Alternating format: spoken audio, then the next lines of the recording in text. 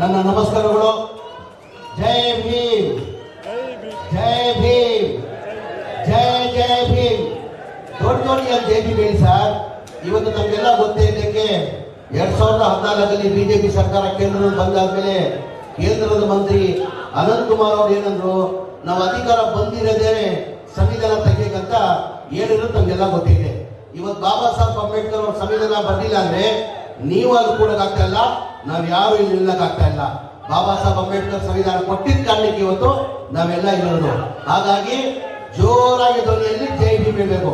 ಜೈ ಭೀಮ್, ಜೈ ಭೀಮ್, ಜೈ ಜೈ ಭೀಮ್. ವೇದಿಕೆ ಮೇಲೆ ಆಸೀನಿರುವ ನಮ್ಮ ಪಕ್ಷದ ಮುಖಂಡರು, ನಮ್ಮ ಪಕ್ಷದ ಅಧ್ಯಕ್ಷ ಆದಂತ ಉಪಮುಖ್ಯಮಂತ್ರಿಗಳಾದಂತ DK ಶಿವಕುಮಾರ್ ಸಾಹೇಬ್ರೆ, ಇನ್ನೊಬ್ಬರು ಹಿರಿಯರು ಸಚಿವರಾದಂತ ನಮ್ಮ ಪಕ್ಷದ ಮುಖಂಡರಾದಂತ HK ಮುನಿಯಪ್ಪ ಸಾಹೇಬ್ರೆ, ಇನ್ನೊಬ್ರು ಹಿರಿಯರು ನಮ್ಮ ಪಕ್ಷದ ಮುಖಂಡರು ಮಂತ್ರಿಗಳು ಆದಂತ MP ಪಾಟೀಲ್ ಸಾಹೇಬ್ರೆ, ಇನ್ನೊಬ್ರು ಸಚಿವರಾದಂತ ಬೈಟಿ ಸುರೇಶ್ ಅವರೇ, ವೇದಿಕೆ ಮೇಲೆ ಆಸೀನಿರುವ ಎಲ್ಲ ನಮ್ಮ ಪಕ್ಷದ ಮುಖಂಡರು, ಇದ್ದಂತ ಆದ್ಮೇಲೆ ಮಾಧ್ಯಮ ಸ್ನೇಹಿತರೆ, ತಮಗೆಲ್ಲ ಗೊತ್ತೇ ಇದ್ದಂಗೆ ನಿನ್ನೆ ನಮ್ಮ ನಾಯಕರಾದಂತ DK ಶಿವಕುಮಾರ್ ಅವರು ನಿನ್ನೆ ಬಿಡದಿಯಲ್ಲಿ ಕಾರ್ಯಕ್ರಮನ ಚಾಲನೆಯನ್ನ ಮಾಡಿದ್ರು. ಇವತ್ತು ರಾಮನಗರಲ್ಲಿ ಈ ಕಾರ್ಯಕ್ರಮನ ಹಮ್ಮಿಕೊಂಡಿದ್ವಿ. ಈ ಕಾರ್ಯಕ್ರಮ ಯಾವಗೋಸ್ಕರಕ್ಕೆ ಹಮ್ಮಿಕೊಂಡಿದ್ರು ನಮಗೆಲ್ಲ ಗೊತ್ತಿರೋದೇ ವಿಚಾರ.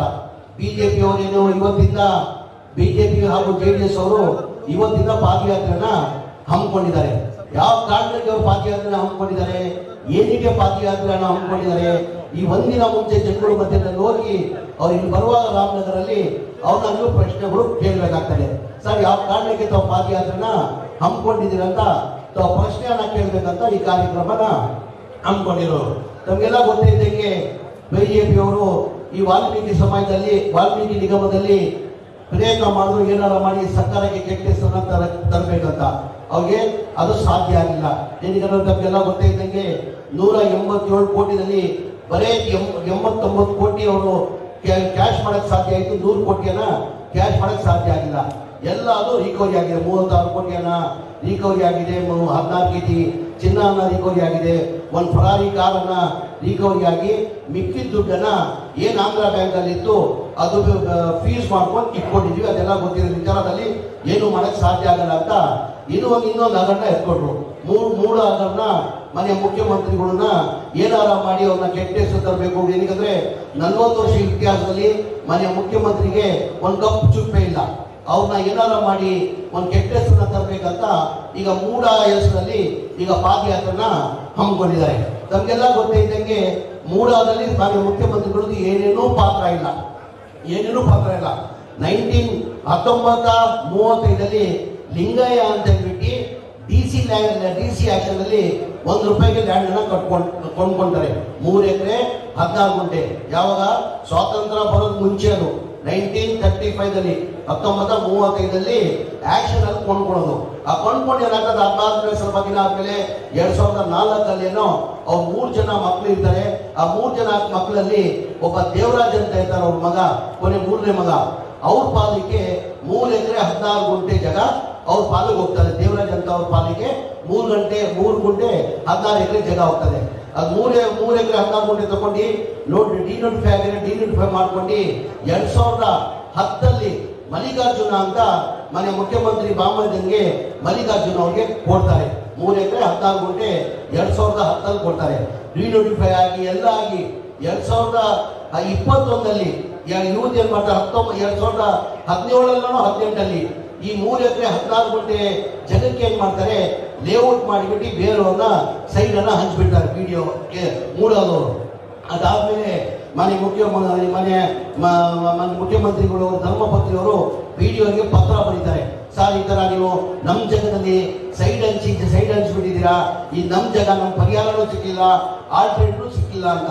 ಅದು ಹಂಗೆ ಪೆಂಡಿಂಗ್ ಇದ್ದು 2022 ಬಿಜೆಪಿ ಸರ್ಕಾರದಲ್ಲಿ, ಬಿಜೆಪಿ ಸರ್ಕಾರ ನಮ್ಮ ಸರ್ಕಾರದಲ್ಲಿಲ್ಲ, ಮನೆ ಸಿದ್ದರಾಮಯ್ಯ ಅವರು ಮುಖ್ಯಮಂತ್ರಿ ಇರಲ್ಲ, ಮನೆ ಬಿಜೆಪಿ ಸರ್ಕಾರದಲ್ಲೇ ತೀರ್ಮಾನ ತಗೊಂಡು ಇಲ್ಲ ಇವ್ರಿಗೆ ಅನ್ಯಾಯ ಆಗಿದೆ, ಇವ್ರು ಸೈಟ್ಗಳು ಕೊಡ್ಬೇಕಂತ ಹೇಳ್ಬಿಟ್ಟು ಅಲ್ಲಿ ಸೈಟ್ ಅನ್ನ ವಿಜಯನಗರಲ್ಲಿ 14 ಸೈಟ್ ಅನ್ನ ಕೊಡ್ತಾರೆ. ಯಾವಾಗ 2022 ಅವಾಗ ಸರ್ಕಾರ ಯಾವ್ದಿತ್ತು, ಬಿಜೆಪಿ ಸರ್ಕಾರ ಇತ್ತು. ಬಿಜೆಪಿ ಸರ್ಕಾರದಲ್ಲೇ 14 ಸೈಟ್ ಕೊಡ್ತಾರೆ. ಬರೀ ಇವ್ರು ಮಾತ್ರ ಅಲ್ಲ, ಎಲ್ಲ ಟೋಟಲ್ 125 ಸರ್, 125 ಸೈಟ್ಗಳು ಎಲ್ಲರಿಗೂ ಯಾರ್ಯಾರಿಗೆ ಈ ತರ ಅನ್ಯಾಯ ಆಗ್ತದೆ ಅವ್ರಿಗೆಲ್ಲರಿಗೂ 125 ಸೈಟ್ ಅಲ್ಲಿ 14 ಸೈಟ್ ಮಾತ್ರ ಮನೆ ಮುಖ್ಯಮಂತ್ರಿ ಧರ್ಮಪತ್ನಿ ಅವರಿಗೆ 14 ಸೈಟ್ ಕೊಡ್ತಾರೆ. ಇದರ ಮುಖ್ಯಮಂತ್ರಿಗಳ ಪಾತ್ರ ಏನಿದೆ? ಇವ್ರು ಬೇಕಂತಾನೆ, ಏನಕ್ಕಂದ್ರೆ ಇವ್ರಿಗೆಲ್ಲ ಗೊತ್ತೇ ಇದ್ದಂಗೆ ನಿಮ್ಮ ಸರ್ಕಾರದಲ್ಲಿ 1 ವರ್ಷ ನಮ್ಮ ಸರ್ಕಾರ ಬಂದು ಬಡವರ ಪರ ನಾವು ಕಾರ್ಯಕ್ರಮ ಮಾಡ್ಕೊಂಡಿರೋದು ಇವ್ರಿಗೆ ಸಹಿಸಕ್ಕೆ ಆಗ್ತಾ ಇಲ್ಲ. ನಮಗೆಲ್ಲ ಗೊತ್ತೇ ಇದ್ದಂಗೆ ನಾವು ಸರ್ಕಾರ ಎಲೆಕ್ಷನ್ ಚುನಾವಣೆ ಟೈಮಲ್ಲಿ ಒಂದು 5 ಗ್ಯಾರಂಟಿಯನ್ನ ನಾವು ಘೋಷಣೆ ಮಾಡಿದ್ವಿ. ವಿರೋಧ ಪಕ್ಷದವರು ಇಲ್ಲ ಈ ಗ್ಯಾರಂಟಿಯನ್ನ ಬರೇ ರಾಜಕೀಯ ಭಾಷಣ ಮಾಡಿದ್ದಾರೆ, ಈ ಗ್ಯಾರಂಟಿಗಳು ಕೊಡಕ್ಕೆ ಇವ್ರು ಸಾಧ್ಯ ಆಗಲ್ಲ, ಬರೇ ಇವ್ರು ರಾಜಕೀಯ ಭಾಷಣ ಮಾಡಿದ್ರೆ ಕೊಡಕ್ಕೆ ಸಾಧ್ಯ ಆಗಲ್ಲ ಅದು. ನಮ್ಮ ಸರ್ಕಾರ ಬಂದು ಒಂದೇ ತಿಂಗಳಲ್ಲಿ ಮನೆ ಮುಖ್ಯಮಂತ್ರಿ ಸಿದ್ದರಾಮಯ್ಯ ಅವರು, ಉಪಮುಖ್ಯಮಂತ್ರಿ ಡಿ ಕೆ ಶಿವಕುಮಾರ್ ಅವರು ಸೇರಿ ಒಂದೇ ತಿಂಗಳಲ್ಲಿ ಈ 5 ಗ್ಯಾರಂಟಿಯನ್ನ ಲಾಭವನ್ನ ಮಾಡಿದ್ರು. ಆ ಮಾಡಿದ ಕಾರಣಕ್ಕೆ ಬಿಜೆಪಿ ಅವರು ಸಹಿಸಕ್ ಸಾಧ್ಯ ಆಗ್ತಾ ಇಲ್ಲ.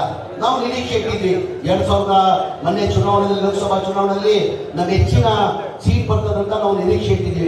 ನಾವು ಕನಿಷ್ಠ 17ರಿಂದ 18 ನಮ್ಗೆ ಪಾರ್ಲಿಮೆಂಟ್ ಸೀಟ್ ಬರ್ತಾರಂತ ನಾವು ನಿರೀಕ್ಷೆ ಇಟ್ಟಿದ್ವಿ.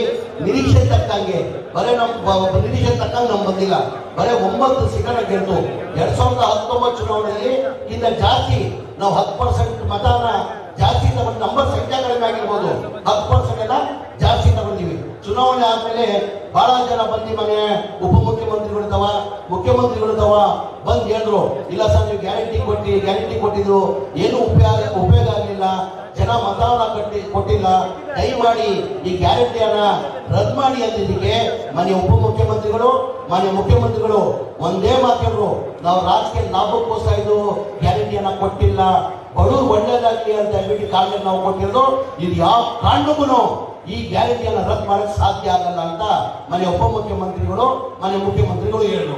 ನಾವು ರಾಜಕೀಯ ಲಾಭಕ್ಕೆ ಕೊಟ್ಟಿಲ್ಲ, ಜನಗಳು ಒಳ್ಳೇದಾಗಿ ಅಂತ. ಇದೆಲ್ಲ ನೋಡ್ತಾ ಅವ್ರಿಗೆ ಸಹಿಸಕ್ ಸಾಧ್ಯ ಆಗಿಲ್ಲ. ಅದ್ರ ಜೊತೆಲಿ ನಮ್ಗೆಲ್ಲ ಗೊತ್ತಿದ್ದಂಗೆ ಚುನಾವಣೆ ಟೈಮಲ್ಲಿ 5 ಗ್ಯಾರಂಟಿನ ನಾವು ಘೋಷಣೆ ಮಾಡಿದ್ರಿಂದ 5 ಗ್ಯಾರಂಟಿನ ಕೊಟ್ಟಿದ್ದೀವಿ. ಅದ್ರ ಜೊತೆ 6ನೇ ಗ್ಯಾರಂಟಿ ಅಂತ ಹೇಳ್ತೀವಿ. 6ನೇ ಗ್ಯಾರಂಟಿ ನಾವು ಚುನಾವಣೆ ಟೈಮಲ್ಲಿ ಘೋಷಣೆ ಮಾಡಿಲ್ಲ, ಬಡವ್ರು ಮನೆ ಕೊಡ್ತೀವಿ ಅಂತ.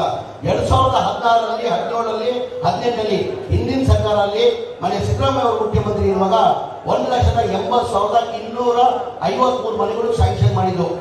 ಯಾವಾಗ? ಹಿಂದಿನ ಸರ್ಕಾರದಲ್ಲಿ. ನಮ್ಮ ಸರ್ಕಾರ ಇರುವಾಗ ಹಿಂದಿನ ಸರ್ಕಾರದಲ್ಲಿ 1,80,253 ಮನೆಗಳು. ಅದೇ ತರ ರಾಜೀವ್ ಗಾಂಧಿ ಸ್ಕೀಮ್ ಅಂತ ಹೇಳ್ಬಿಟ್ಟು ಒಂದು ಸ್ಕೀಮ್ ಅಲ್ಲಿ 53,830 ಮನೆಗಳು ಸ್ಯಾಂಕ್ಷನ್ ಮಾಡಿದ್ರು. ಒಟ್ಟಾಗಿ 2,30,000 ಮನೆಗಳು ಹಿಂದಿನ ಸರ್ಕಾರದಲ್ಲಿ ಸಿದ್ದರಾಮಯ್ಯ ಮುಖ್ಯಮಂತ್ರಿ ಇರುವಾಗ ಸ್ಯಾಂಕ್ಷನ್ ಮಾಡಿಬಿಟ್ಟು ಆಮೇಲೆ ಸಮ್ಮಿಶ್ರ ಸರ್ಕಾರ ಬಂತು, ಬಿಜೆಪಿ ಸರ್ಕಾರ ಬಂತು.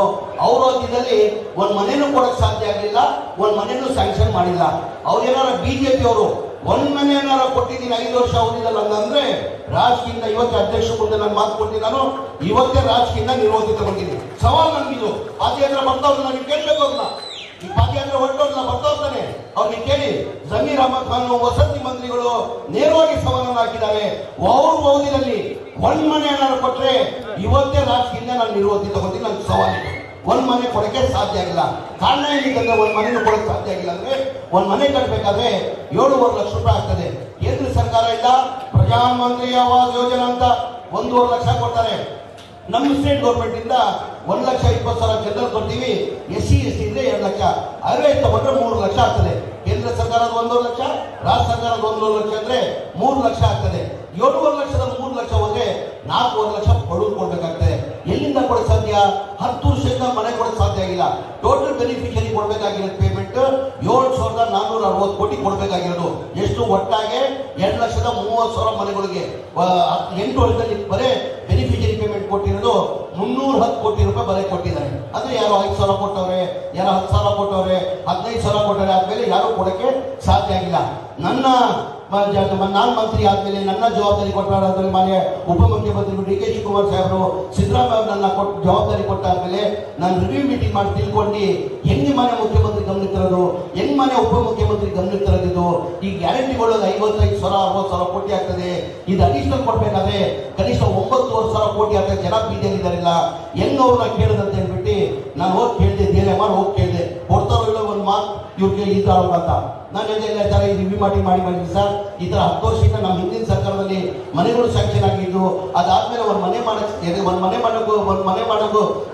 ಕೊಡೋಕು ಸಾಧ್ಯ ಆಗಲಿಲ್ಲ ಬಿಜೆಪಿ ಸರ್ಕಾರದಲ್ಲಿ ಅಂತ ಹೇಳ್ಬಿಟ್ಟು ಮನೆ ಮುಖ್ಯಮಂತ್ರಿಗಳು ಗಮನಕ್ಕೆ ತಂದಾದ್ಮೇಲೆ ಕೂತ್ಕೊಂಡು ಅವ್ರು ಏನು ಮೀಟಿಂಗ್ ಮಾಡಿ, ಇಲ್ಲ ಬಡವರು ಕಷ್ಟದಲ್ಲಿದ್ದಾರೆ, ಬಡವರು ಬೀದಿಯಲ್ಲಿದ್ದಾರೆ, ಅವ್ರ ಮನೆಗಳು ಕೊಡ್ಬೇಕಂತ ಜನವರಿಯಲ್ಲಿ ಕ್ಯಾಬಿನೆಟ್ ಅಲ್ಲಿ ತಂದು 500 ಕೋಟಿ ಅಪ್ರೂವ್ ಮಾಡಿದ ಕಾರಣಕ್ಕೆ 36,780 ಮನೆ ಫೆಬ್ರವರಿಯಲ್ಲಿ ಕೊಟ್ವಿ.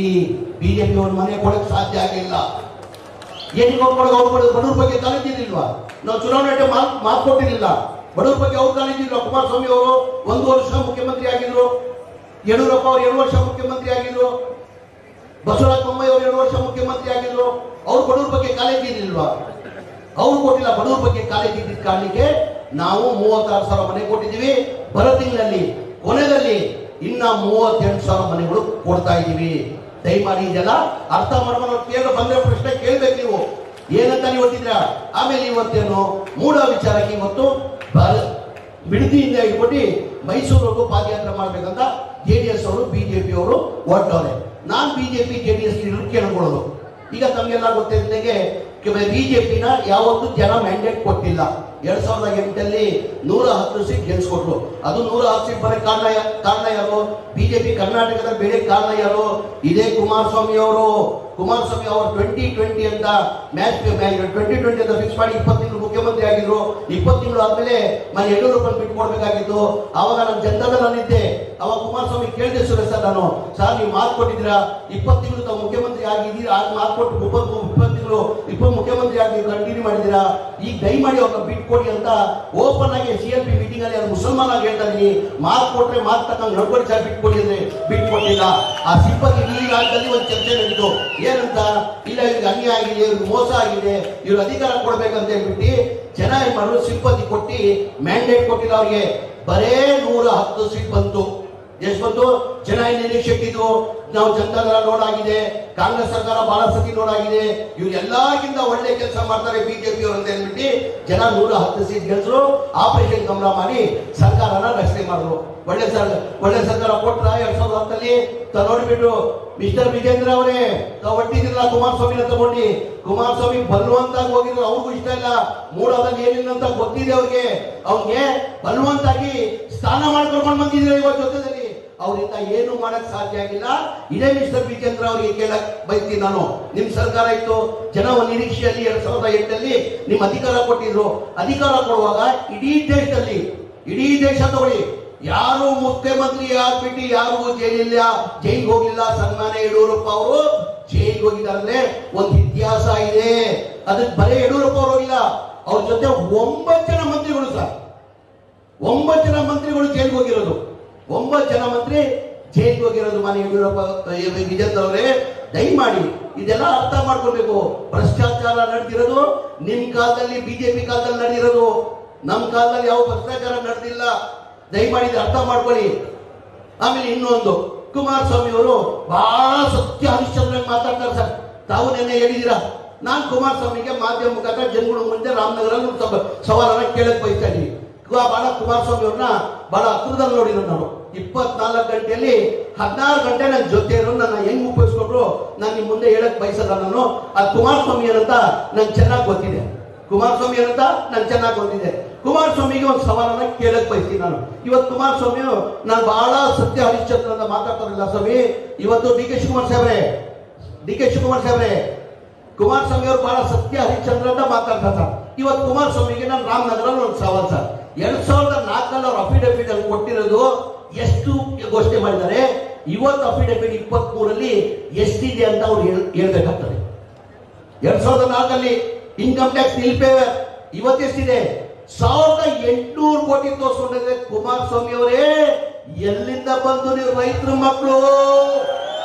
ಎಲ್ಲಿಂದ ಬಂತು ಸ್ವಾಮಿ? ಮಾತಾಡ್ರೆ ಡಿ ಕೆ ಶಿವಕುಮಾರ್, ಮಾತಾಡ್ರೆ ಡಿ ಕೆ ಶಿವಕುಮಾರ್, ಮಾತಾಡ್ರೆ ಡಿ ಕೆ ಶಿವಕುಮಾರ್, ಮಾತಾಡ್ರೆ ಸುರೇಶ್ ಅವರು. ನಿಮ್ಗೆ ಎಲ್ಲಿಂದ ಬಂತು ಸ್ವಾಮಿ? ಯಾರು ಕೊಟ್ಟರು ನಿಮ್ಗೆ ದುಡ್ಡು? ಎಲ್ಲಿಂದ ಬಂತು? 1800 ಕೋಟಿ ಇವತ್ತು ಡಿಕ್ಲೇರ್ ಮಾಡ್ಕೊಂಡಿದ್ದೀರಾ? ನಂದು ನೋಡಿ, ಆ ಕಾಲದಲ್ಲಿ ನಾನು ಏನ್ ಡಿಕ್ಲೇರ್ ಮಾಡ್ಕೊಂಡಿದ್ದೀನಿ, ಇವತ್ತು ಅಷ್ಟಿಗೆ ಇದೆ. ಒಂದ್ ಮನೆ ಬಿಟ್ಟು ಏನಿಲ್ಲ ಕುಮಾರಸ್ವಾಮಿ ಅವರೇ. ನೀವ್ ಏನೇನ್ ಮಾಡ್ಕೊಂಡಿದ್ದೀರಾ, ಹೆಂಗ್ ಇದ್ ಮಾಡ್ಕೊಂಡಿದ್ದೀರಾ ಎಲ್ಲಾನ ಚೆನ್ನಾಗಿ ಗೊತ್ತಿದೆ. ನೀವ್ ಜನಗಳಿಗೆ ಉತ್ತರ ಕೊಡ್ಬೇಕಾಗ್ತದೆ. ಮಾತಾಡ್ರೆ ಡಿ ಕೆ ಶಿವಕುಮಾರ್, ಮಾತಾಡ್ರೆ ಡಿ ಕೆ ಶಿವಕುಮಾರ್. ಸ್ವಾಮಿ ನಿಮ್ದು ಹೇಳಿ ಮತ್ತೆ, ನಿಮ್ದು ಹೇಳಿ ಮತ್ತೆ. 1800 ಚಿಲ್ಲರೆ ಕೋಟಿ ಹೆಂಗ್ ಬಂದಿದೆ ನೀವ್ ಹೇಳ್ಬೇಕಾಗ್ತದೆ. ದಯಮಾಡಿ ಜನ ಇದೆಲ್ಲ ಅರ್ಥ ಮಾಡ್ಕೊಂಡು, ಅವ್ರ ಬರೀ ನಾಟಕ, ಅವ್ರಿಗೆ ಸಹಿಸಕ್ ಸಾಧ್ಯ ಆಗ್ತಾ ಇಲ್ಲ, ಅವ್ರಿಗೆ ಸಹಿಸಕ್ ಸಾಧ್ಯ ಆಗ್ತಲ್ಲ. ಏನಾರ ಮಾಡಿ ಈ ಸರ್ಕಾರ ಬೀಳ್ಸ್ಬೇಕಂತಾರೆ. ಈ ಜನದಲ್ಲಿ ನಿಮ್ ಸರ್ಕಾರ ಇದು ಬೀಳ್ಸಕ್ ಸಾಧ್ಯ ಆಗಲ್ಲ ಕುಮಾರಸ್ವಾಮಿ ಅವ್ರಿಗೆ. ಅದೆಲ್ಲ ಹಳೆ ಆಟ ನಿಮ್ದು. ಈ ಆಟ ನಡೆಯಲ್ಲ. ಈಗ ಈ ಆಟ ನಡೆಯಲ್ಲ. ಡಿ ಕೆ ಶಿವಕುಮಾರ್ ಸಾಹೇಬರು ಸಿದ್ದರಾಮಯ್ಯ ಅವರು ಬಹಳ ಬಿಗಿಯಾಗಿದ್ದಾರೆ. ಏನೇನು ಮಾಡೋಕ್ಕಾಗಿಲ್ಲ. ಅವ್ರು ಮಾತ್ರ ಅಲ್ಲ, ನಾವೆಲ್ಲ ಇದ್ದೀವಿ. ನಾವೆಲ್ಲ ಡಿ ಕೆ ಶಿವಕುಮಾರ್ ಸಾಹೇಬರು ಸಿದ್ದರಾಮಯ್ಯ ಜೊತೆವಿ. ಕರ್ನಾಟಕ ರಾಜ್ಯ ಜನತೆ ಅವ್ರ ಜೊತೆ ಇದ್ದಾರೆ. ದಯಮಾಡಿ ಅರ್ಥ ಮಾಡ್ಕೊಳ್ಬೇಕು. ಎಲ್ಲೋ ಒಂದ್ ಕಡೆ ನಾನು ಹೇಳಿದೆ, ಅದಕ್ಕಿಂತ ಮುಂಚೆ ನಾವು ಬಹಳ ನಿರೀಕ್ಷೆ ಇಟ್ಕೊಂಡಿದ್ವಿ, ನಾವು 18 ಸೀಟಿಂದ 20 ಸೀಟ್ ಗೆಲ್ತೀವಿ ಅಂತ. ನಾನು ಎಲ್ಲರಿಗಿಂತ ಬೇಜಾರಾಗಿದ್ದು ಯಾವ ಗೆಲ್ತೀವಿ ಅವ್ರು ಸೋತೀವಿ ಅಂತಲ್ಲ. ರಾಮನಗರಲ್ಲಿ ಡಿ ಕೆ ಸುರೇಶ್ ಅವರು ಸೋತಿದ್ದಂಗೆ ಬಹಳ ನೋವಾಗಿದೆ. ನಾನು ಸೋತಂಗಾಯ್ತದು. ಏನಕ್ಕಂದ್ರೆ D K Shivakumar, D K Suresh ಅವ್ರನ್ನ ಬಹಳ ಹತ್ರದಲ್ಲಿ ನಾನು ನೋಡಿದ್ದೀನಿ, ಬಹಳ ಹತ್ರದಲ್ಲಿ ನೋಡಿದ್ದೀನಿ. ನನ್ನ ಅನ್ಸಿಗೆ ಇಡೀ ದೇಶದಲ್ಲಿ ಯಾರನ್ನ MP ಹಗಲು ರಾತ್ರಿ ಯಾರನ್ನ ಕೆಲಸ ಮಾಡ್ತಾರಂದ್ರೆ ಒಬ್ಬನೇ ವ್ಯಕ್ತಿ. ಇವತ್ತು ನಾವು ಏಕೆ ಮಾಡ್ಕೊಂಡಿದ್ದೀರಾ? ಎಲ್ಲಿದ್ದಾರೆ ಸ್ವಾಮಿ ಅವರು? ಎಲ್ಲಿದ್ದಾರೆ ನೋಡಕ್ ಸಾಧ್ಯನಾ? ಯಾವ್ದಾರ ಒಂದು ತಾಲೂಕಿಗೆ ಹೇಳ್ತಾ ಇದ್ರು, ಬಾಲಣ್ಣ ಪುಟ್ಟಣ್ಣ ಅವರು, ಬಹಳ ಜನ MLA ರಾಜಣ್ಣ ಅವರೆಲ್ಲ ಯಾವಾಗ ಹೇಳ್ತಾರೆ, ಸರ್ ಏನ್ ಸರ್ MP ಸರ್, ಅವ್ನಿಗೆ ಒಂದಿನ ರೆಸ್ಟ್ ಆದ್ರೂ ಬೇಡ ಸರ್, ಸಂಡೇ ಆದ್ರೂ ಅಧಿಕಾರಿಗಳು ಸಂಡೇ ಆದ್ರೂ ರೆಸ್ಟ್ ಮಾಡ್ತಾರೆ ಸರ್, ಪಾಪ ಇವನ್ಗೆ ಸಂಡೇನೂ ರೆಸ್ಟ್ ಇಲ್ಲ. ಯಾವ್ದಾರ ಒಂದು ತಾಲೂಕನ್ನ ಹಾಕೊಂಡು ಬೆಳಗಿಂದ ಸಂಜೆವರೆಗೂ 9 ಗಂಟೆ ಹೊಟ್ರೆ ರಾತ್ರಿ 9 ಗಂಟೆಗೆ ಮನೆಗೆ ಹೋಗ್ತಾರೆ ಸರ್, ನಮ್ಗೆಲ್ಲ ಕಾಟ ಕೊಡ್ತಾವ್ ಸರ್ ಅಂದ್ರು. ಅಂತ ಕೆಲಸ ಅವ್ರು ಮಾಡೋರ್ನ ತಾವು ಇವತ್ತು ಸೋಲ್ಸಿದ್ದೀರಾ. ಇವತ್ತು ಆಯ್ತು, ಆಯ್ಕೆ ಮಾಡ್ಕೊಂಡಿದ್ದೀರಾ. ಎಷ್ಟು ದಿನ ಎಸ್ಸತಿ ನೋಡಿದ್ರಪ್ಪ ಅವನ್ನ? ಎಸ್ಸತಿ ನೋಡಿದಿರಾ? ನೋಡಕ್ ಸಾಧ್ಯನಾ?